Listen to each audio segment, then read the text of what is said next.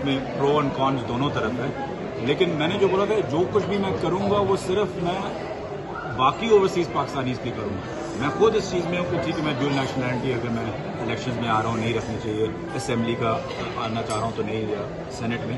तो इसलिए अल्हम्दुलिल्लाह ये एक चीज़ जो बार बार लोग कहते थे कि जी गवर्नमेंट गिरेगी, सूटकेस लेके भागेगा वगैरह वगैरह, तो जो इस वक्त जो आप कह सकते हैं सबसे अनसर्टन वक्त है पाकिस्तान के पिछले 5 सालों में, कोई सर्टेनिटी किसी चीज़ की नहीं है।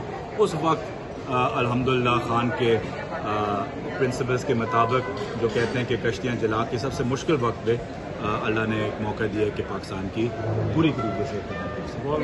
ये डॉक्यूमेंट क्या है जुल्फिकार साहब, डॉक्यूमेंट के बारे में बताइएगा।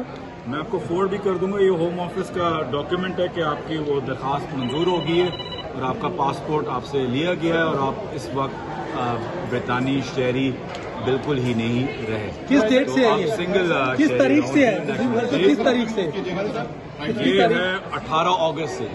18 अगस्त से आप ब्रितानी शहरी नहीं रहे? अभी मिला है वो 18 अगस्त पे लेटर कर। अभी पाकिस्तानी शहरी हैं आप? अब मैं सिर्फ एक पाकिस्तानी शहरी हूँ, तो वीजा की लाइनें मुझे बता दें। ओके। इसकी एक पिक्चर